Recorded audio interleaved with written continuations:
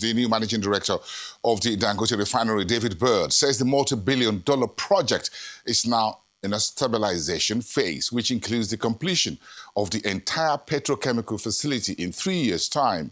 Mr. Bird was speaking to a team of journalists on Wednesday on the latest operations of the Lagos-based refinery, as well as its future outlook. Let's listen. We have celebrated over 50 million litres of offtake as well, which means over 1,000 trucks progressing through the gate and through the gantry. So really learning and continuously improving our logistics and our turnaround time of getting those trucks through. We see, in fact, we designed only on daytime loading, and we're already doing nighttime loading, so it's a 24-hour operation. So we have been easily able to achieve over 1,000 trucks of offtake. So it's not just the production, it's also the offtake that has achieved that 50 million litres a day.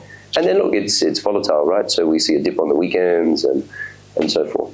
And obviously it all depends on the demand and what is further inland in terms of stocks and volumes. But very confident going forward that will be the offtake or certainly as needed. If not, we can export.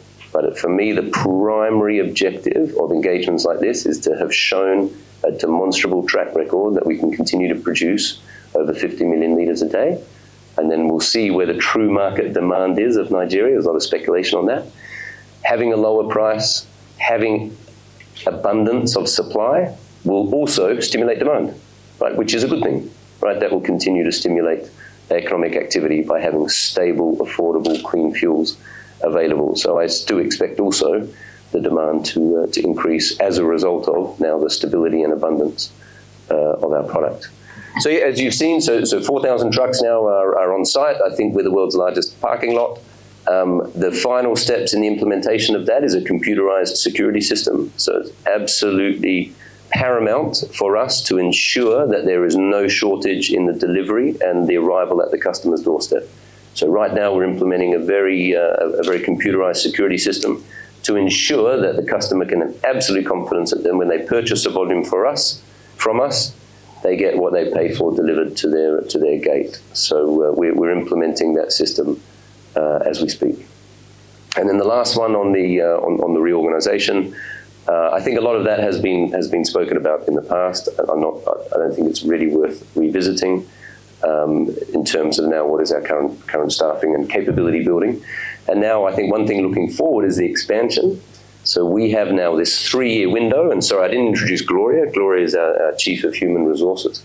We're spending a lot of effort now planning how do we increase, not just for the first phase of operation, but how do we now double down and bring in that capability, that local capability, train and upskill that local capability on the running plant so that we can have maximum local capability to experience the commissioning and startup. Because if you'd asked me before I came here, I would have said commissioning and startup is a once-in-a-career opportunity, and then as soon as I arrive, we announce another expansion. So there's another commissioning and startup opportunity for the employees here after having experienced the first commissioning and startup. What would otherwise have been a once-in-a-career opportunity is now happening in short order soon after. So a lot of focus now on really ramping up our skills and capability programs to support the expansion and ensuring that we not only maintain local capability to run the existing plant, but we have a 3-year window now to maximize that opportunity for the expansion startup. We're a gasoline machine, but already there is petrochemical, so polypropylene.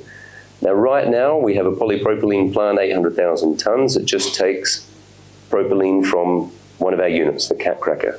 We are already investing, irrespective of the expansion, in what we call a PDH unit, and that will now take propane and upgrade propane into propylene, which then can go into the polypropylene plant. At one train, that would be 1.2 million.